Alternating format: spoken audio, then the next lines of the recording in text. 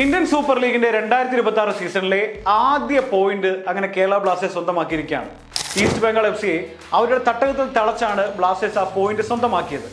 ജയിച്ചു എന്ന് ഈസ്റ്റ് ബംഗാൾ താരങ്ങൾ ഉറപ്പിച്ച സമയത്താണ് മുഹമ്മദ് അജ്സലിന്റെ ഒരു മികച്ച ഹെഡറിലൂടെ ബ്ലാസ്റ്റേഴ്സ് സമനില ഗോൾ കണ്ടെത്തിയത്. സത്യത്തിൽ ഈ ഒരു ഗോൾ വെന്റിലേറ്ററിൽ കഴിയുന്ന കേരള ബ്ലാസ്റ്റേഴ്സിന് അത്രയേറെ ആശ്വാസമാണ് നൽകുന്നത്.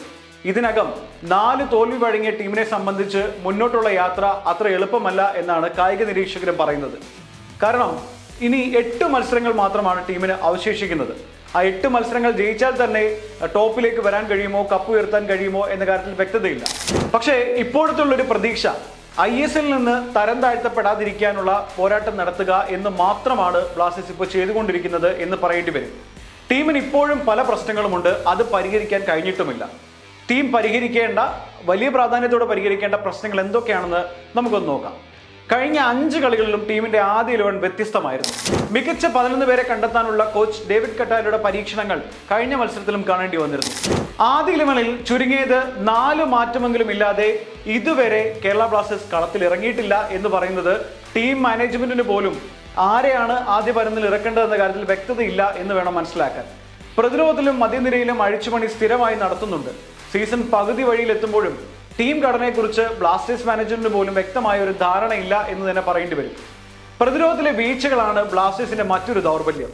5 കളിയിൽ വഴങ്ങിയത് 7 ഗോളുകളാണ്. മികച്ചൊരു സെന്റർ ബാക്കിന്റെ അഭാവമാണ് പല ഗോളുകളും വഴങ്ങാൻ പ്രധാന കാരണവും.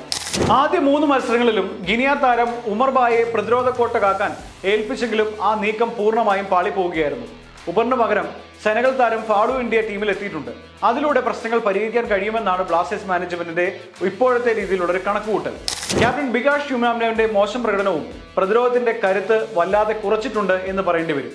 മധ്യനിരയിലെ പ്രതിസന്ധികൾ ഇപ്പോഴും ക്ലബിന് വലിയ വെല്ലുവിളി തന്നെയാണ് ഉയർത്തുന്നത്. സൂപ്പർ താരം ലൂണയ്ക്ക് പകരം എത്തിയ മാർലോൺ ആദ്യ 11-ൽ പോലും സ്ഥിരമായി സാന്നിധ്യം ഉറപ്പിക്കാൻ കഴിഞ്ഞിട്ടില്ല എന്ന് പറയുമ്പോൾ തന്നെ മനസ്സിലാക്കാൻ കഴിയുന്നതേ ഉള്ളൂ എത്രത്തോളം മധ്യനിരയെ ലൂണയുടെ അഭാവം ബാധിച്ചിട്ടുണ്ട് എന്നുള്ള കാര്യം. എബിൻ ദാസ് ഫോമിലേക്ക് തിരിച്ചെത്തി വരുന്നത് മാത്രമാണ് ഇപ്പോൾ ക്ലബിനെ ആശ്വസിക്കാൻ കഴിയുന്ന ഒരു കാര്യം. പക്ഷേ വിപിൻ മോഹന്റെ മോശം പ്രകടനം അത് ടീമിന് ഇപ്പോഴും വലിയ തിരിച്ചടിയായി മാറിക്കൊണ്ടിരിക്കുകയാണ്. മധ്യനിരയിലെ മറ്റൊരു താരം ഡാനിഷ് ഫാറൂഖാണ്. ഈ സീസണിൽ കാര്യമായ മാറ്റങ്ങളൊന്നും ഡാനിഷിന് വന്നിട്ടില്ല എന്ന് പറയണം. മത്സരത്തിൽ ചില ഗംഭീര നിമിഷങ്ങളൊക്കെ സമ്മാനിക്കാൻ അദ്ദേഹത്തിന് കഴിയുന്നുണ്ടെങ്കിൽ പോലും അതിനെപ്പോലെ തന്നെ പല വീഴ്ചകളും അദ്ദേഹത്തിന്റെ ഭാഗത്തു നിന്ന് വരുന്നത് ടീമിന് വലിയ വെല്ലുവിളിയായി മാറുന്നുണ്ട്. എതിരാളികളെ വിറപ്പിക്കുന്ന തരത്തിലുള്ള ഒരു പ്രകടനം അദ്ദേഹത്തിന്റെ ഭാഗത്തു നിന്ന് ഇതുവരെ ഉണ്ടായിട്ടില്ല എന്നുള്ളതും മധ്യനിരയെ വല്ലാതെ തളർത്തുന്നുണ്ട്. മറ്റൊന്ന്, ഗോളടിക്കാൻ താരങ്ങൾ മറക്കുന്നതാണ്. ഓരോ മത്സരത്തിലും നിരവധി ഗോളവസരങ്ങൾ സൃഷ്ടിക്കാൻ ബ്ലാസ്റ്റേഴ്സിന് സാധിക്കുന്നുണ്ടെങ്കിൽ പോലും പക്ഷെ അത് നല്ല രീതിയിൽ ഫിനിഷ് ചെയ്യാൻ കഴിയുന്ന ഒരു താരം ഇന്ന് ക്ലബിൽ ഇല്ല എന്ന് തന്നെ പറയാം. പ്രധാന സ്ട്രൈക്കറായ വിക്ടർ ബർത്തിയോമോ അവസരങ്ങൾ മുതലാക്കുന്നതിൽ പരാജയപ്പെടുന്നതാണ് പ്രധാന പ്രശ്നം. അതുകൊണ്ട് തന്നെ മുഹമ്മദ് അജ്സൽ നേടിയ ഗോൾ അത്രയേറെ ടീമിന് ഗുണകരമായി മാറി എന്ന് തന്നെ പറയാം.